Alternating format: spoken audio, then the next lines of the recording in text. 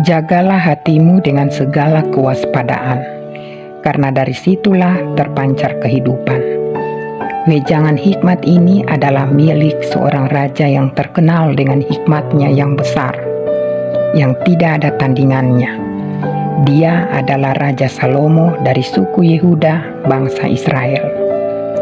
Dan sampai saat ini kita masih dapat membaca buah pikirannya dalam kitab Amsal, Pengkhotbah, Kidung Agung, bahkan kitab Mazmur dipercaya menjadi bagiannya juga. Namun pada akhirnya dia jatuh dalam dosa penyembahan berhala oleh karena istri-istrinya, perempuan-perempuan asing penyembah berhala. 700 dari kalangan bangsawan dan 300 gundik, angka yang cukup fantastis. Dan istri-istrinya itu lebih menarik hatinya daripada Tuhan.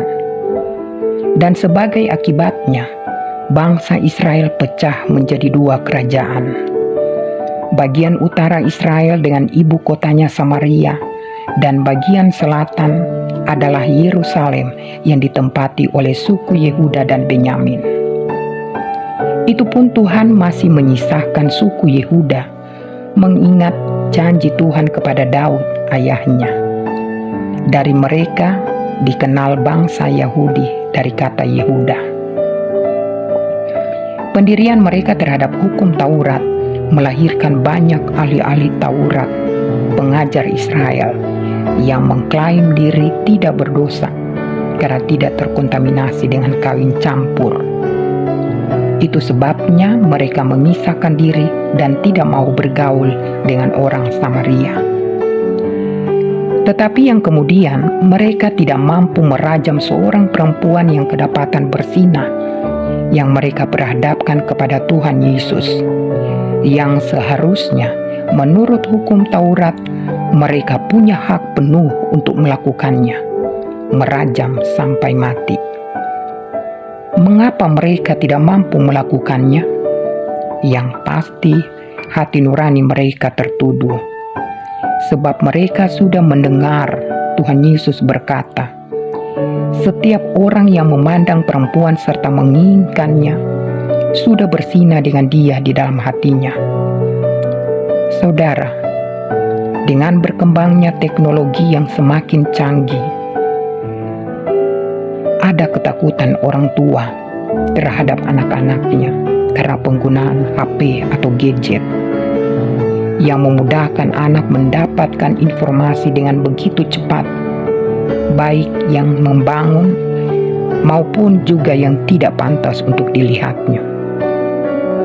Tetapi dengan situasi pandemi COVID-19, mau tidak mau dan sampai seterusnya, penggunaan HP tidak dapat dielakkan dan diharuskan untuk kepentingan pendidikan dan kepentingan lainnya. Dan apa yang banyak dikhawatirkan akan terjadi, justru terjadi. Hukum Murphy terbukti.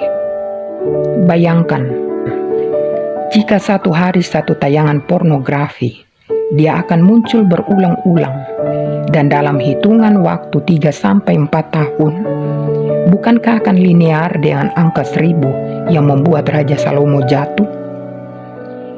Dan sehebat-hebatnya seseorang dalam hukum Taurat dan kitab para nabi juga terbukti tidak menjadi jaminan untuk keluar dari dosa.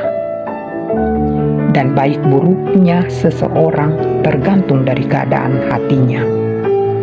Karena dari hati timbul segala pikiran jahat, pembunuhan, persinahan, percabulan, pencurian, sumpah palsu, dan hujat.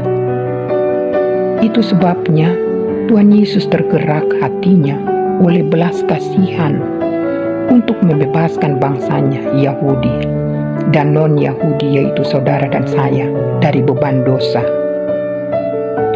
Sejarah tradisi bangsa Israel atas petunjuk Tuhan, tanpa penumpahan darah tak ada pengampunan. Dan itu sebabnya Tuhan Yesus yang menjadi anak domba Allah yang menghapus dosa dunia. Darahnya yang suci berfungsi menyucikan hati nurani kita dari cara hidup yang sia-sia.